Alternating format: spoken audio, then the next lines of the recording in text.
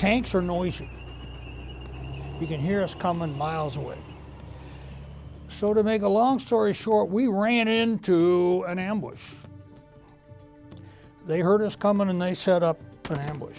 All hell was breaking loose.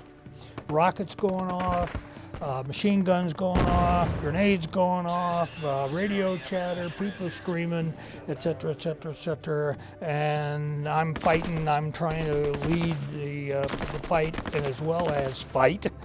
And all of a sudden, bam! Somebody ran into the back of my tank to the point where the tank just jerked. I was so mad, and I'm up top. My crew is inside the tank, and I'm exposed, and I'm shooting and whatever, and bam, and I turn around ready to yell and scream and give the one finger salute or do something with the idiot that ran into me, and I turn around, and there was Sergeant Nicholson's tank hitting the back of my tank. And in between them was 3 bad guys who were climbing over the back of my tank to get at me.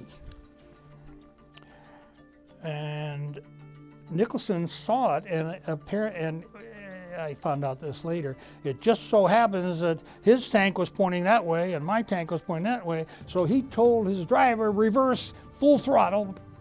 The driver didn't know, didn't ask why, whatever, he just did it. And he squished the 3 guys that were climbing up the back of my tank to get at me. He saved my life. Mortar rounds landed. It blew my left leg completely off. And my right leg was severely just meat and hanging together.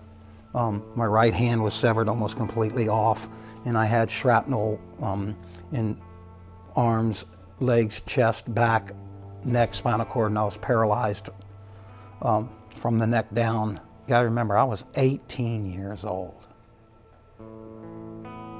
I was gonna play baseball. I was gonna be a performer. I was gonna get married. I was gonna have a home and a job and everything. And it was gone. I was gonna be a burden on society. I can't even wipe my own ass. I can't feed myself. I can't do anything. And I was trained to kill with my hands, and I was so frickin' disabled I couldn't even kill myself.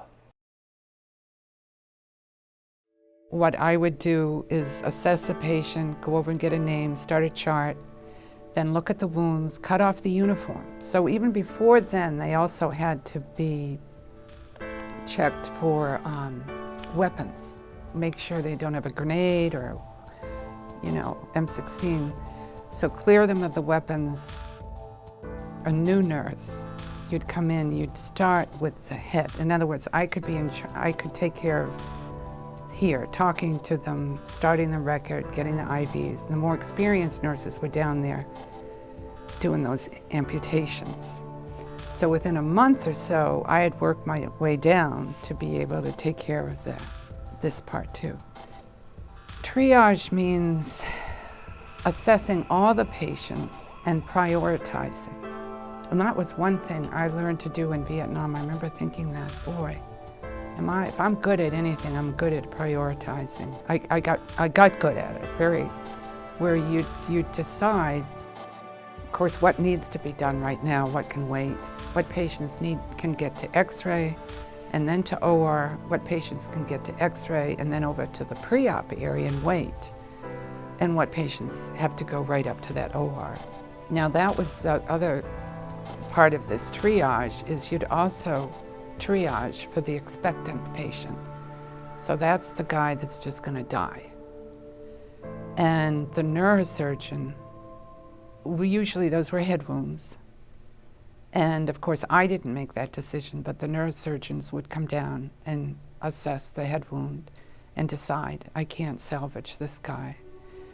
So then I would patch him up, if he was still alive, and I would take him over to the pre-op area And I'd put a screen up, and I would sit with him till he died. So that was the expectant. I mean, these kids were 18, 19. 18, 19. Very unusual to see a 20-year-old. They were 18 or 19. I applied and was accepted to the Naval School of Diving and Salvage. And it's a 6-month-long school that included instruction in all aspects of diving. Hard hat, scuba, shallow water diving. And in my particular case, I had to spend special instruction in the recognition and treatment of diving accidents, because I became a deep sea medical technician as well as a first-class diver.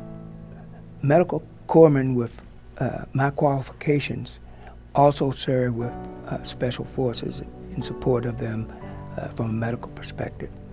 And we were few in number, and this is where I joined with UDT 11, Underwater Demolition Team. What is known as the SEAL team now was in the very early stages. As soon as I got in country, things started to happen. The calls started to come in. And, there was a little town called Quang Tri, and in order to get to Quang Tri, there was a river, Qua Viet River. And the Marines were in a heated battle up in Quang Tri, and they needed supply vessels, small supply boats, to get supplies up to them. And we were asked to go in and give them boat lanes for small craft. I guess about halfway through it, the tide started going out, and the track vehicles couldn't move. There was reports of an ambush up ahead, That made it very tense. We did have support from the Marines on each side, but those are really anxious moments.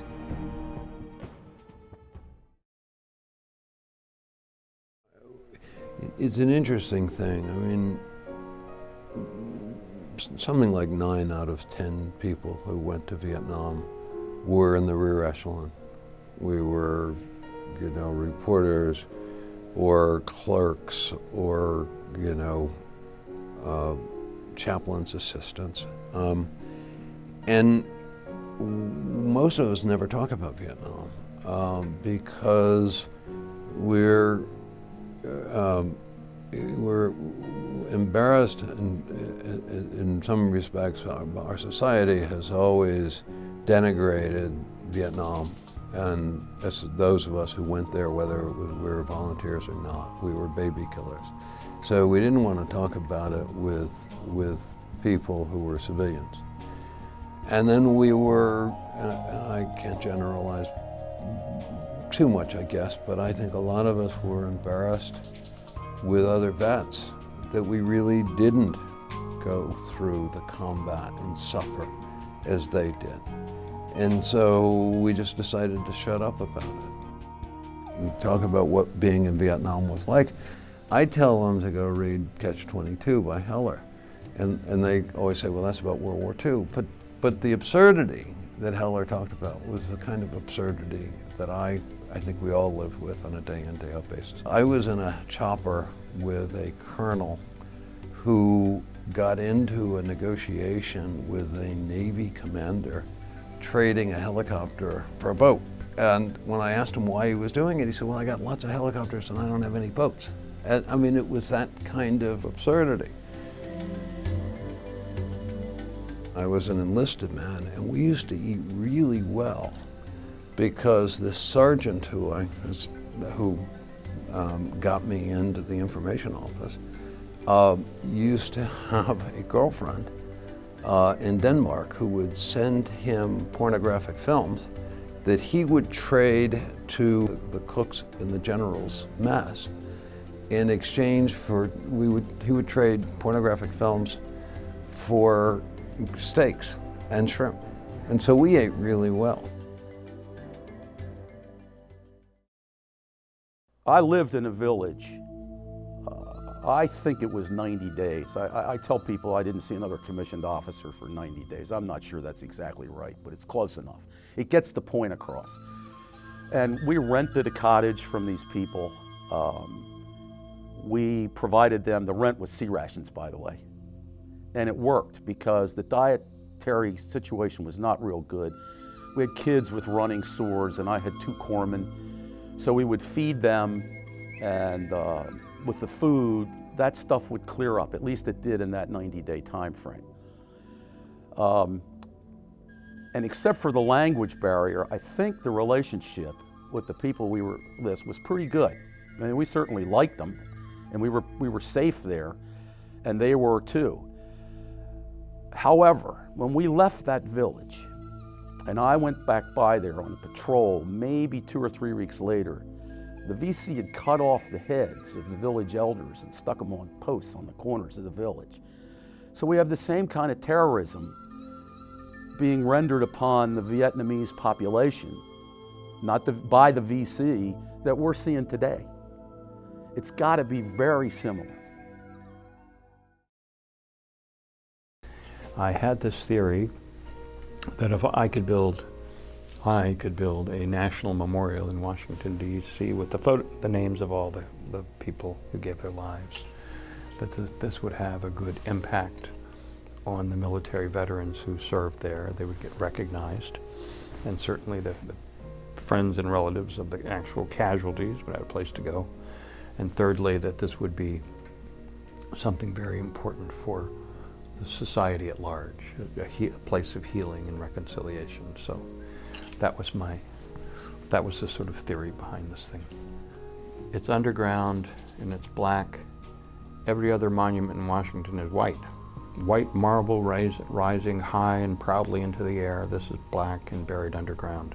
Very powerful criticism for the public, and particularly for Vietnam veterans who, oh my God, they're burying our memory. We'll never recover from this.